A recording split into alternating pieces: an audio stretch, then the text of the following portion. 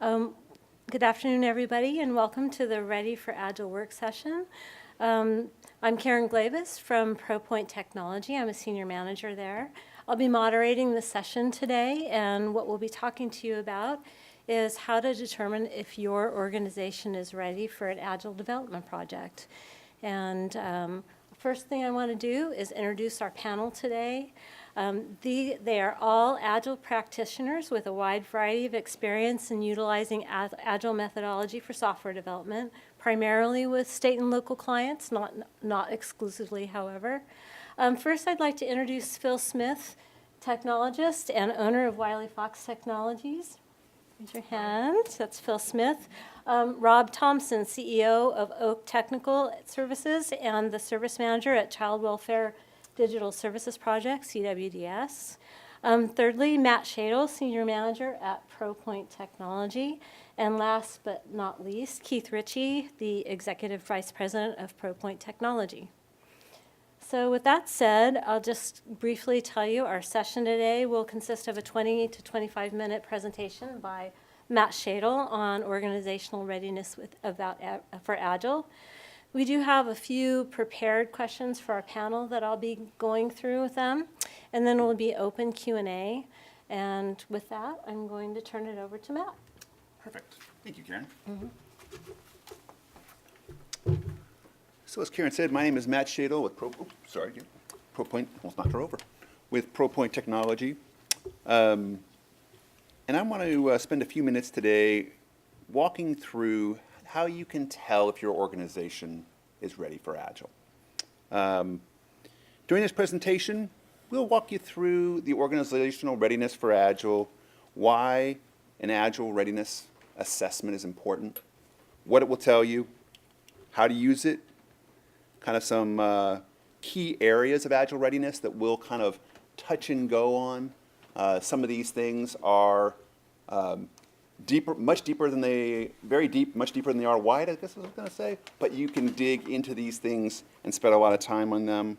And we'll kind of touch on them a little bit and give some examples. And lastly, we'll touch on how to use our Agile Readiness Assessment to ultimately determine how ready your organization is. Now, before we get started, it'd be helpful to know kind of how much experience we have around Agile in this room.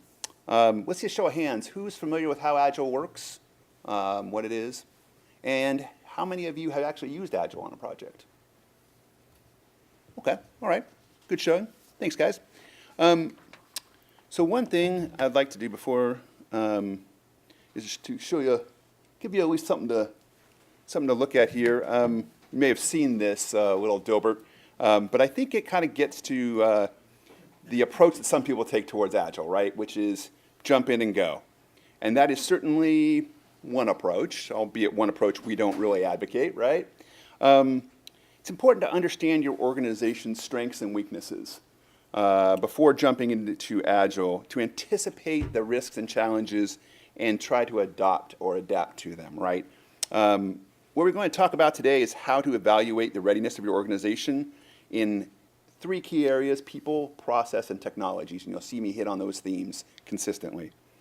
So let's jump in here and walk through this. I think for those of you who have some experience with Agile, if you can see this slide, will appreciate some of the common Agile project challenges.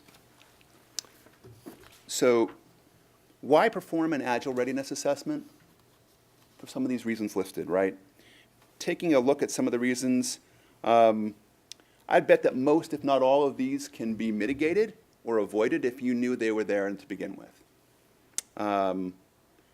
38% of respondents said that management support was lacking in the support towards the adoption of Agile.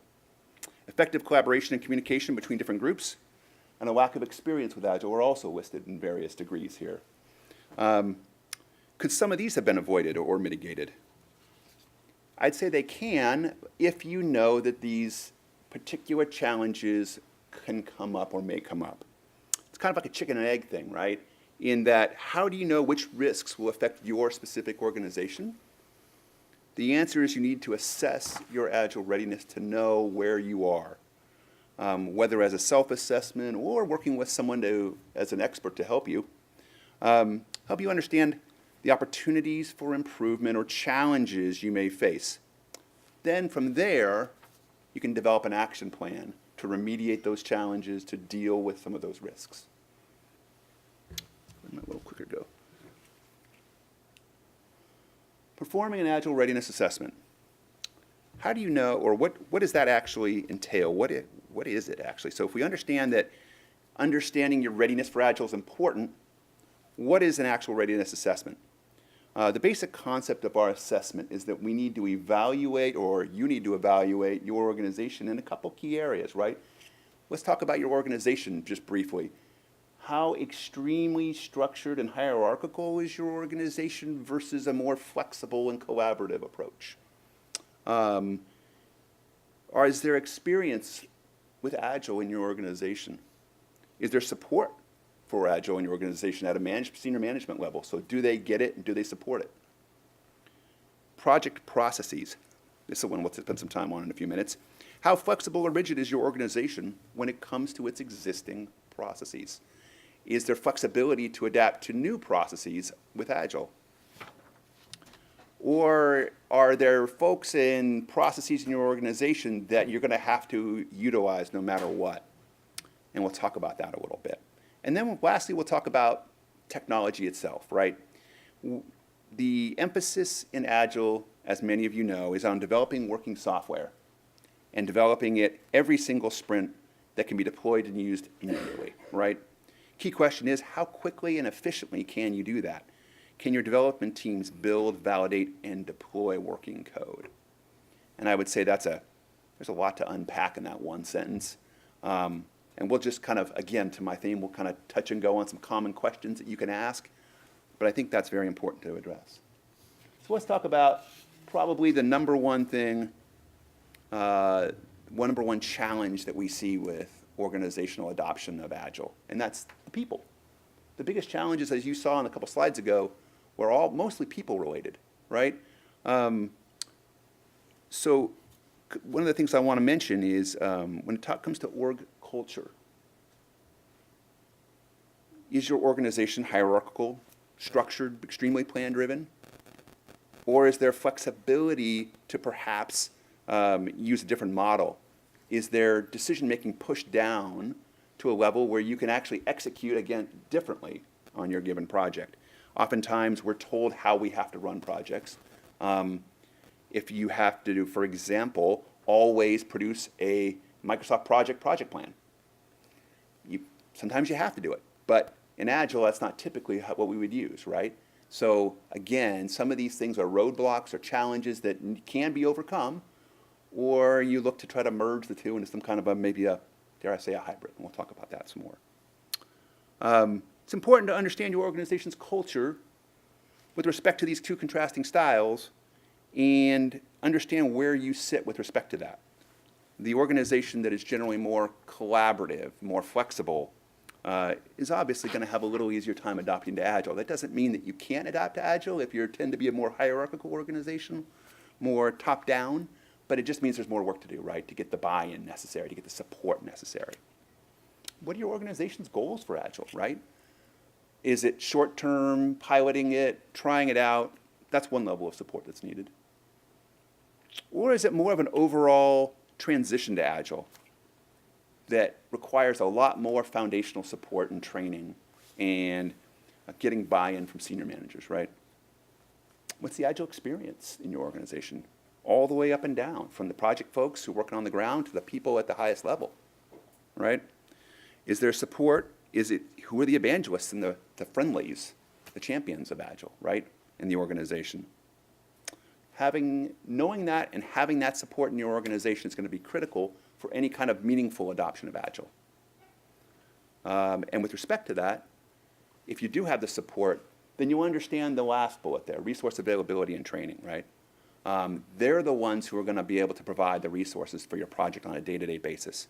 And do they understand, for example, how different it is to resource an Agile project from resourcing a waterfall project where perhaps you can bring in resources at different phases? Very, very different model. And having the support when things sometimes go awry, because they will, is going to be critical. 38% listed it, right? Lack of management support. So that's going to be critical. Just have a note. Successful Agile projects require giving up control to some degree, especially up front, right? So the team has the flexibility and authority, frankly, to be Agile. There's a lot more ambiguity and lack of definition up front with respect to the scope and schedule and resources, right, when it comes to Agile. We know we're going to build this, but beyond that, the exact order of the way things are going to be built will vary. So part of the mindset shift, almost cursed there, required for Agile is about foregoing certainty and control, right? In the, that is defined up front in traditional waterfall model in terms of the requirements and in terms of the scope, to gain this certainty of frequent deliveries of working code and the benefits of the collaboration of working closely with the customer. That's what needs to be worked on in terms of developing that support, right? So let's talk about another key area, process readiness. 40% said that the organization's existing waterfall methodology was a barrier, a challenge, something to be overcome. Doesn't mean you can't, but it's certainly something to overcome. Using Agile changes everything that we do and know on a project level if we're used to a waterfall model. Same can be said for the management team, right, who are not day-to-day and with the hands-on in terms of an Agile project. But I want to start, before we dive too many into some of these bullets, into the Agile Manifesto for a minute. Is anybody familiar with that? Familiar with the Agile Manifesto? Okay. We have come to value working software over comprehensive documentation, customer collaboration over contract negotiation, and responding to change over following a plan. So with that in mind, let's kind of talk through some of the adherence to some of the existing things that we do in a waterfall model, right? Let's talk about the SDLC processes, some. Again, as I said, some of these can be an absolute PhD thesis, right? There's a lot of detail here. So we're just going to kind of touch and go on some of these.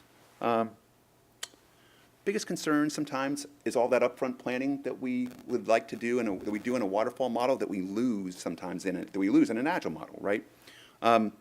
So senior managers or even low-level managers sometimes get it can be a bit overwhelming to lose the certainty of that planning up front and replacing it with this thing called Agile that they frankly may not totally understand or trust.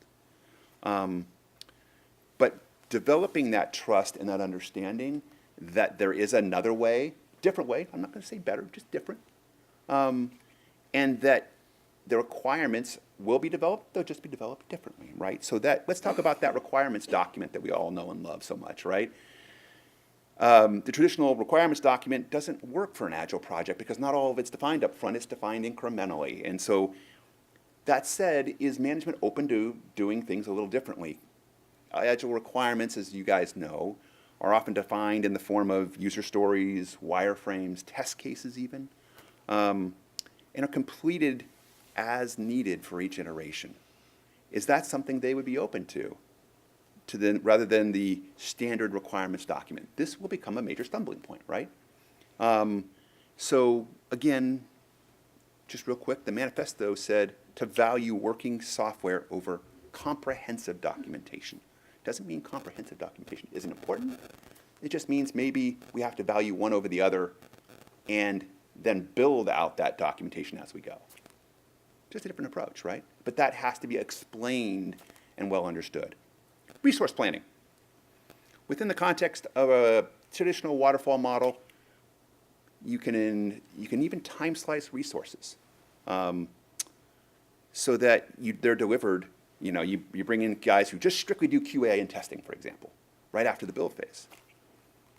I worked with a large organization, and they had a very well-defined QA function, and this group settled, and that's all they did. Well, when it came time to work with us, we had explained it. We firmly believe we explained it, but apparently it wasn't well understood at the time that, in fact, those folks were going to be needed for the entire duration of the project.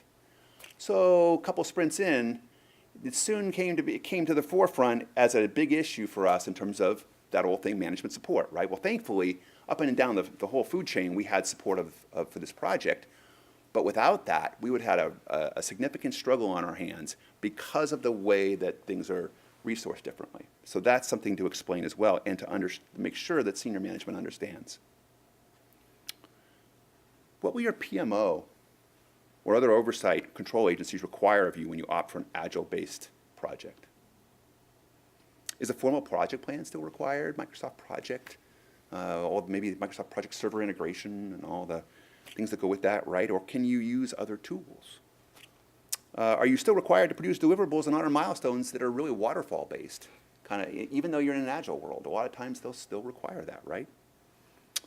Can you obtain an exception for some of these non-Agile components and to instead maybe do something different? Or is your organization so rigid, or not rigid sounds bad, but maybe is it so formalized that you can't and you have to produce those, right? Can you develop an oversight process that's useful to an Agile model? Sometimes we have an oversight process that is deliverable based, and so we can get key control points, right? Well, can that be flexible enough to adapt to an Agile model? Or let's talk about procurement for a minute. That in and of itself, and I think there were some other sessions today on Agile procurement, right? Referring to the manifesto again, the emphasis on customer collaboration over contract negotiation. Given the nature of procurement, it's very structured in a public setting, public format, right? Public agencies have very structured procurement processes. And is that something that can be overcome from an Agile perspective? Because those don't typically align very well to an Agile model. For example, the highly structured nature of the contracts and exact deliverables, documentation, timeline, scope, cost, resources don't mesh well. So is it possible to use something that's, I don't know, maybe shorter duration, time and materials based, more ambiguity in terms of what the scope is, or less guaranteed work right up front, or defines a certain number of sprints that you're going to run through? Since Agile is so radically different from waterfall as a waterfall model, it really requires a rethinking of the way that we do procurement for Agile projects anyway, right? And so in wrapping up this slide, one thing to keep in mind, at least in my experience, what I've read, seen, and heard, is there aren't too many examples of a true pure Agile approach. Maybe in Silicon Valley there is, right? But some startups where there's no there isn't any legacy anything, right? But truly, I think what you're typically seeing is a hybrid approach, where you have a standard kind of waterfall residue that still gets applied through your Agile model, right? And this, I heard a cute term actually for this the other day, water Agile fall. And so I kind of like that, thought that was clever. But sometimes it's okay, right? Because this is sort of like a baby step towards a more pure Agile adoption, where you can give management the confidence that, in fact, you can do this Agile thing, that you know what you're doing, that this works, without necessarily throwing everything away that they're used to and comfortable with. And doing that requires some finesse, because you need to know what those things are that they're holding on tightly to, right? And so from a process perspective, this still requires some assessment to dig in and find out what those things are.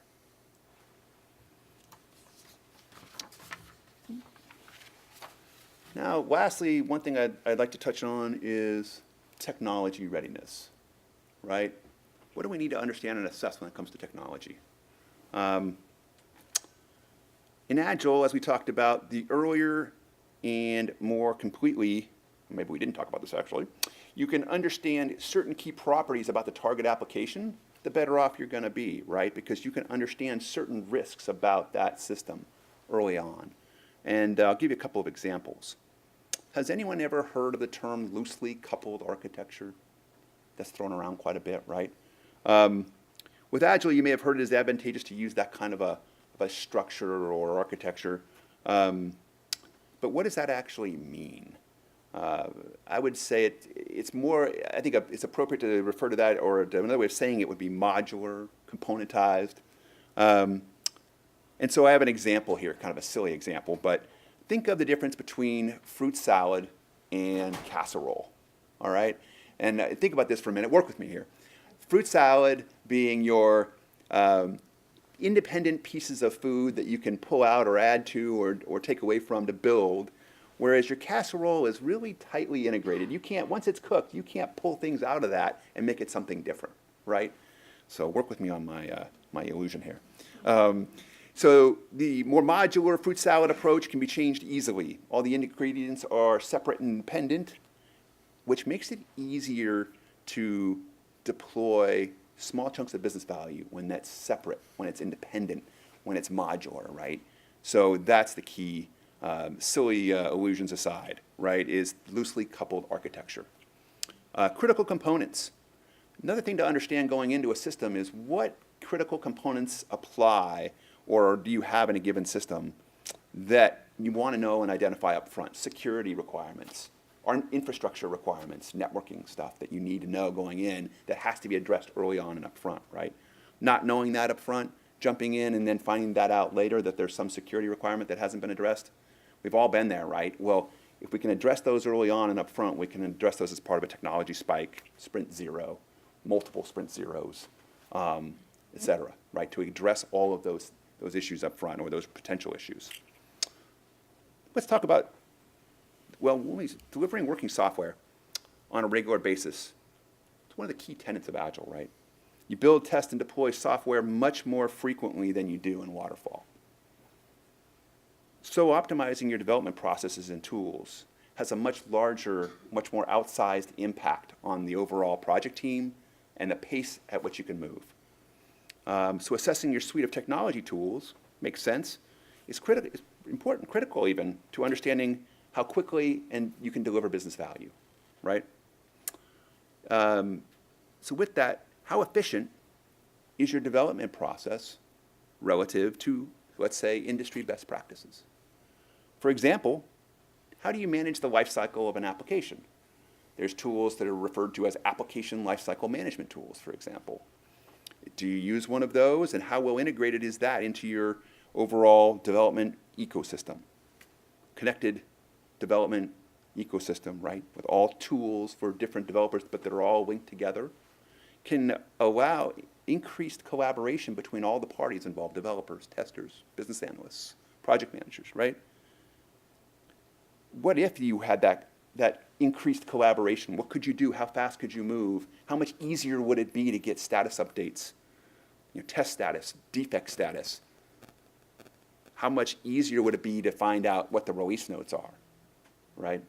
Rather than getting them over email, right? Or trying to dig through emails to find updates. With respect to your development processes, how well integrated is your source control system into your development processes? When it comes to development, are all developers sharing time on a web server, or do they each have the ability to develop locally on their own machines? How long does it take to merge code, and what's the process for that, right? It can be painful, very manual in some places, and how do you overcome that, right? There are options to overcome that. Again, the faster you can build, unit test, deploy, the faster you can deliver business value, sprint after sprint after sprint. So one of the keys to review is your technology team's existing processes and tools. So to the degree that you can automate some of these, the better. And do it well, as long as you're doing it well, of course. Are you using automated build tools, continuous integration servers, automated testing tools even? All kinds of opportunities there, right? Both the actual development processes and the building and deploying of the software are typically offer significant areas of improvement for a lot of organizations. Not necessarily yours, but for a lot of organizations, right? Whether it's an area of strength or weakness, assessing the processes and tools and how long it takes your technology team to build and deliver code is very important because it does affect the pace, the efficiency, and the throughput of your development team, and therefore of your overall project team. So therefore, we get to how does this all work? How does it all come together, right? How does this Agile Readiness Assessment actually work? Much like the questions that we asked in the last few slides, the Readiness Assessment will ask you a number of questions regarding people, processes, and technology. You score each one of those, scale from 1 to 3. Pretty simple. Add all those up, and you get your Agile Fit score. We made that up. Agile Fitness score. Right? Idea being, the higher the score, the more likely and the more naturally you are to be able to adopt, you're going to be able to adopt Agile. The lower the score, the harder you're going to have to work to adopt Agile, right? But I think the key here is not the score itself, but those areas where there's opportunities for improvement.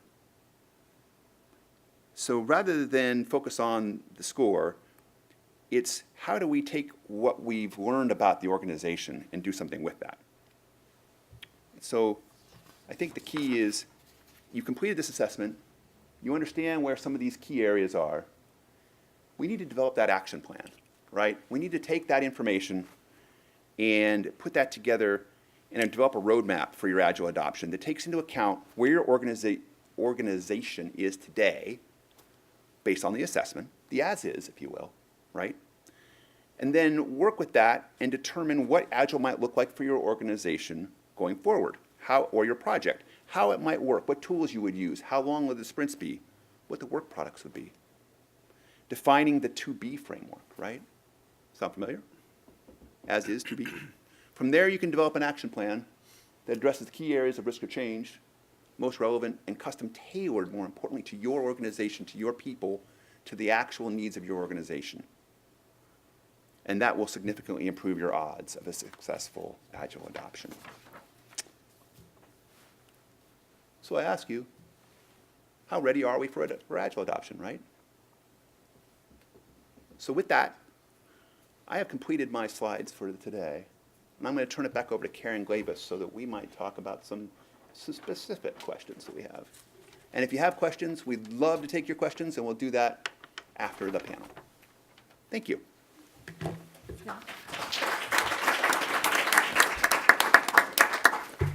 Thanks, Matt. So we do have a handout to provide those who want one at the end of the presentation that is an Agile Fitness Assessment. And Kim, I have them up here so that you can hand them out to anybody who wants them. Okay. So hopefully through Matt's presentation, you have a better understanding that undertaking an Agile project, especially a first one, is more than just getting a development team that's done Agile before and a Scrum Master. There's definitely things that you need to think about and plan for or mitigate in your organization, the processes and the technologies that you use today, and at least have an understanding of where you are so that you can look out for those things, even if you can't improve them. It wouldn't be stop all Agile development until you fix your organization, but it's something to be aware of, especially if you're leading that project. With that, I'd like to throw some questions to our panel, starting with Phil. Phil, discuss your thoughts and experience on preparing an organization to utilize an Agile approach to incrementally buy in to and prepare for a perfect product. Yes, a perfect product. So the idea of having a perfect product is kind of something that goes with waterfall, because you have this idea of defining all of these wonderful requirements, and that over the long process of the waterfall development cycle, you end up with this beautiful and fantastically perfect new product. Well, you don't necessarily have to give up on that idea of having a perfect product with Agile. Just recognize that as you embark on Agile, it's something that you will build upon, and you can end up having a perfect product. So if I may borrow Matt's fruit salad analogy, just imagine that you want to set out and you want to make a perfect fruit salad. You start out on your project, you define all of your ingredients that go into this fruit salad, and within Agile, after that first 3 weeks or so, you get to actually try your fruit salad. You can invite your friends over, you can all munch on it. But with anything, that first version of the fruit salad's probably going to be a bit bland. So the second iteration of your fruit salad, you can add some raisins and maybe some nutmeg to give it a little more flavor. And again, at the end of the 3 weeks, you got another version of fruit salad that you can all try. Now, again, taking components out of that fruit salad. Imagine if your crazy Aunt Sally had her way and insisted that marshmallows be part of that first iteration of fruit salad. Now they're clashing with the raisins and you want those out. Well, in that third iteration of the fruit salad, you could take out those marshmallows pretty easily, as opposed to that waterfall casserole. So just imagine one of the requirements of your waterfall casserole was to have a fish casserole. It's not until you get that fully baked casserole at the end of the project that it comes to your plate and it's got anchovies in it. Your interpretation of fish was something maybe like whitefish that wasn't so fishy. So taking those anchovies out of that fully baked casserole might be a little bit difficult, and there might be a little residual fishy taste after that effort. So anyway, as you embark on Agile, please don't give up on the idea of having that perfect product. Just reflect on the fact that it might take some iterations to get to that perfect product. And in the end, you will have your perfect fruit salad. Thank you. Now I'm hungry. Okay, Robb. Discuss your thoughts and experience on preparing for an organization to apply an Agile approach for design and architecture. All right, yeah, thanks, Karen. So I'm working on the CWDS project for a new child welfare system, and we have a number of Agile teams that are working together. And there have been two areas where, so first off, the teams are busy working in 2-week increments to deliver functionality. We're using Scrum, and so our teams will work for 2 weeks at a time and deliver working software, and that's all been going well. But when you're delivering working software in 2-week sprints, you're focused on 2 weeks. This is what you're looking at, 2 weeks.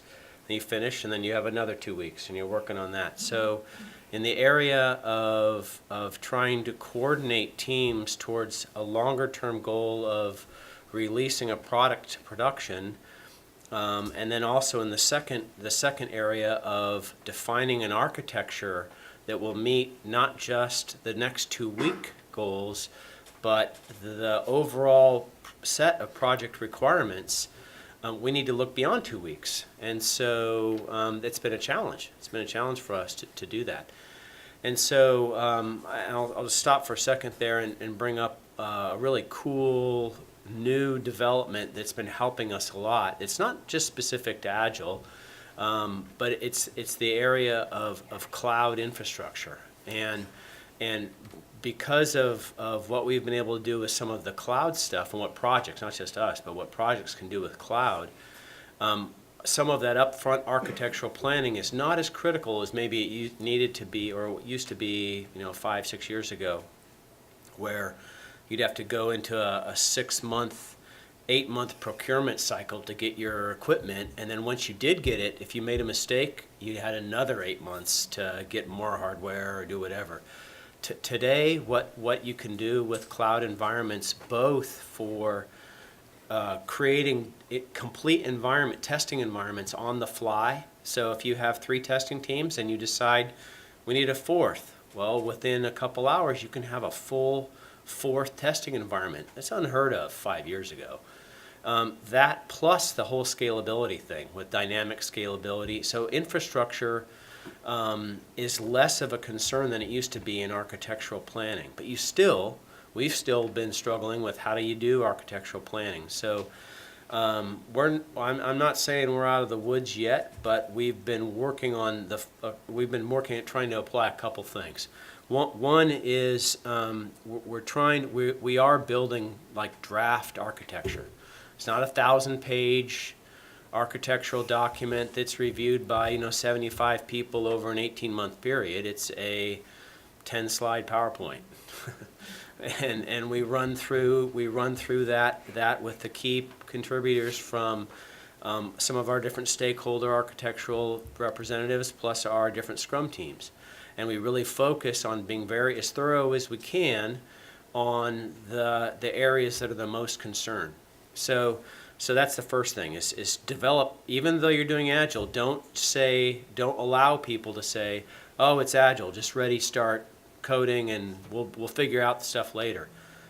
Work on architecture. Second thing is, as you're working through your architecture, try and identify those areas that are going to be that, and you'll get a sense from your technical folks of where the pain points could be, and try and defer making decisions on those right up front. Maybe you can hold off on making decisions on some of those key areas early.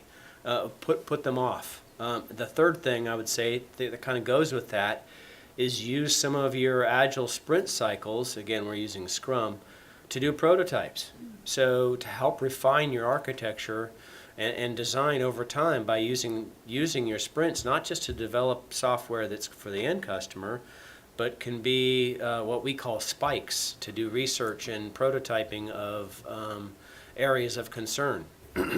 The fourth thing that I would say that we're doing is we're trying to make our architecture not be something that we have a group of folks that are sitting in a lofty ivory tower looking down and yelling down about things we need to do differently. But our architects are folks that are on the teams. So if you're going to propose something different, then you need to be able to deliver some working code to help show why you think something needs to be changed in the architecture, or at least be able to point to some working code to prove a point that we have of an alternative we need to look at, or to support something that's already in place. So those are the four things that we're looking at in this new world of cloud and trying to move so quickly. Those are four things we're trying to do in lieu of the 1,000-page architecture document that it takes 18 months to review and sign off in blood on before you move forward. So, Thanks, Rob. And last, a question for Keith. Keith, can you talk about your thoughts and experiences on preparing an organization to utilize a hybrid Agile approach? Sure, thanks, Karen. What we've seen in a couple of our projects is we have clients who are interested in transitioning to Agile, but they're really limited by a very structured waterfall environment in the enterprise overall. And what we've tried to do is work with these organizations to become more modular in their project structure and reduce the development times for each development cycle, and try to just crush down the multi-year projects into multi-week or short month mini projects that get us to prototypes or functional software that they can at least parallel with existing systems and compare, demonstrate, and see the value of a shorter development cycle. We've worked with them to prioritize functionality in a way that they can group releases and set up a project deployment where they can get some sort of business value out of their functionality, even if they're not deploying a fully mature Scrum team, or they're not doing daily stand-up meetings and utilizing the fully baked Agile method. We're at least trying to get them to understand that, hey, we don't have to wait 18 months to see the first piece of functioning software. We can grab some things that we feel like are deployable or at least testable and verifiable, so that we can come back to the management of the organization and say, look, we spent 3 months on this release. We have functional software, and we can take this even further. We can reduce those cycle times even further with a more full adoption of Agile, and get out of the cycle of waiting for so long to see anything that's actually looking familiar to the business people, that they can test and say, yep, that actually looks like my business. So with hybrid models, we can sort of take those baby steps forward and give people a glimpse of what's possible with a full Agile adoption. And then going through things like these assessments that we've been talking about today, you can set an action plan for your organization to say, we'd like to get there, here's some steps along the way. And that really helps just sort of evangelize the value of Agile, even in a partial adoption scenario. Thank you. I don't know, I think we have about 10 minutes left. 4? 5, 5. And I think the next final thing today starts at 4:15, so if you want to stay a little longer and talk to our panel, that is absolutely fine with us. Just want to open it up to see if there are any questions. Sure. Matt, you talked about procurement and how some of that needs to change. In a recent discussion with our legal department, one of their points was we can't, as state employees, take on any risk. We can't make that decision. It's, spending taxpayer money. All the risk has to be on the vendor, which would seem to be at odds with what we're talking about here as far as in Agile, kind of sharing some of that risk, right? How would you suggest getting past legal on something like that? So I think that's a good one. That sounds like a wall, right? And certainly, I think seeing if there's an opportunity there to understanding that there's no sharing of risk, or that that's the wall or what's been set up in front of you, but better understanding Agile all the way around by even the legal folks who are involved to see what the options are, right? Okay, fine, so we have to, when we say that, what does that actually mean, right? So can we define shorter periods of time for these contracts? Can we define and start focusing on actual tangible things, not just, well, we can't share risk. Okay, that's good, but let's talk about the specifics. What can we do, right? Where are the options? And probing to find out more information about what they would be willing to accept. I'd like to add on that a little bit, Yeah. Matt. Transfer of risk to a vendor is an illusion. Yeah. When you're doing a project of these sizes and magnitudes and the budgets and people and risks involved, even if you're hiring a vendor on a fixed price contract, you own that risk just as much as they do in the practicalities of delivering success on the project. We have to rethink the concept of risk in delivering projects in organizations such as the ones that you work in. You live in a risk-averse environment, you're trying to control costs, and you're trying to stay out of the papers. And the reality is, traditional project structures have struggled, to sign a contract up front that is probably out of date the day the ink is dry on the contract. And people need to recognize there's a different way to think about projects and doing projects in a way that we share the risk, we demonstrate incremental progress, and then we earn new work based on our success. That's really what the Agile model is all about. It's a difficult sales pitch. No, I agree. We end up But that's- paying for the risk in, Right. in dollars that we pay out, which I think is more irresponsible than Yeah. taking on some of the risk ourselves. Yep.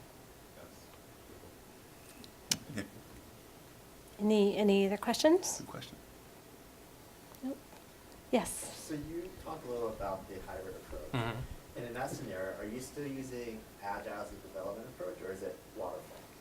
Well, what we're doing is it's in the example that I'm using with a current client. It's really rapid prototyping, and what we're trying to do is, because the structure of the project that I'm currently overseeing, they're not comfortable with production deployment in an Agile model yet. So what we're doing is carving out areas of scope that we can rapidly prototype and compare to existing systems, for example.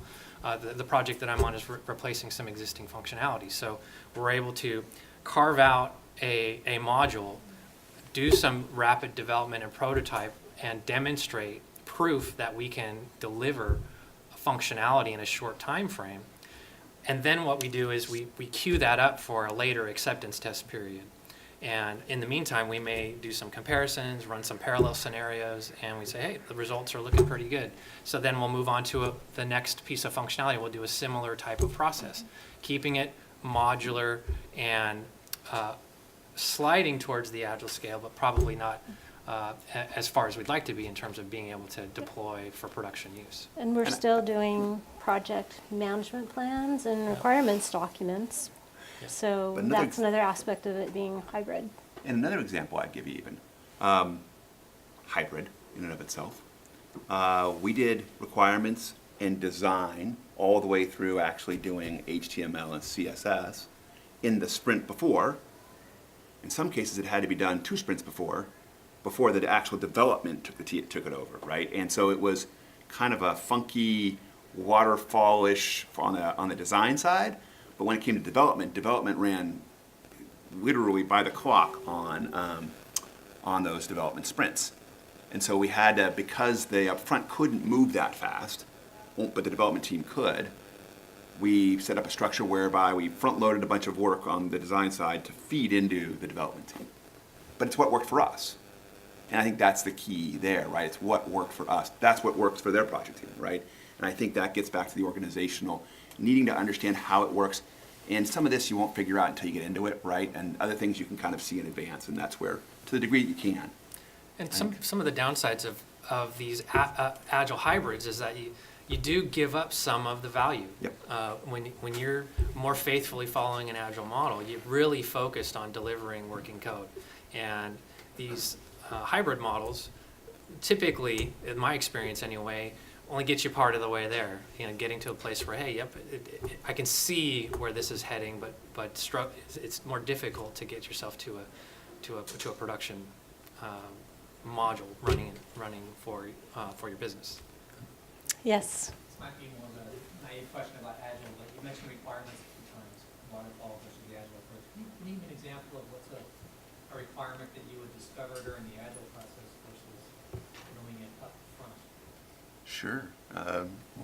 Phil, Phil? you want to try that? Yeah. And I guess Matt alluded to this in the very beginning, that some of the requirements can be a little bit fuzzy as you start out in Agile. But working through those requirements, you can get more granular. Like the fruit salad, for example. You've got, your major components, bananas, apples, and some whipped cream, I guess. It's been a while since I had some. But then, you discover you want some more flavor for that. You just say you want flavors, maybe a vague thing is a requirement. But then as you get to it and you discuss it and you do some analysis on it, you decide that, oh yes, it's nutmeg. It's these specific things. And then those specific things can actually build into a sprint, and they get defined into specific work chunks. You still need high-level requirements. Yeah, you still need high-level requirements. The nice thing is opposed to waterfall, is like waterfall, to do it right, you have to know you need nutmeg in the beginning.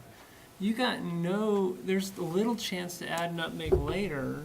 It's a lot more difficult. That nutmeg's going to be expensive later. Everybody's seen those crazy change requests. Those things drive me up the wall. But yeah, it's that you can get more definition, or you can change things as you go.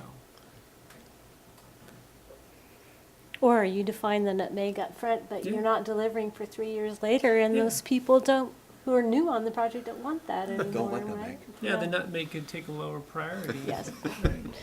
Any other questions? Okay, I think we're just about wrapping it up now. Kim, here are the assessment tools if you'd like to have one, and thank you very much for your time.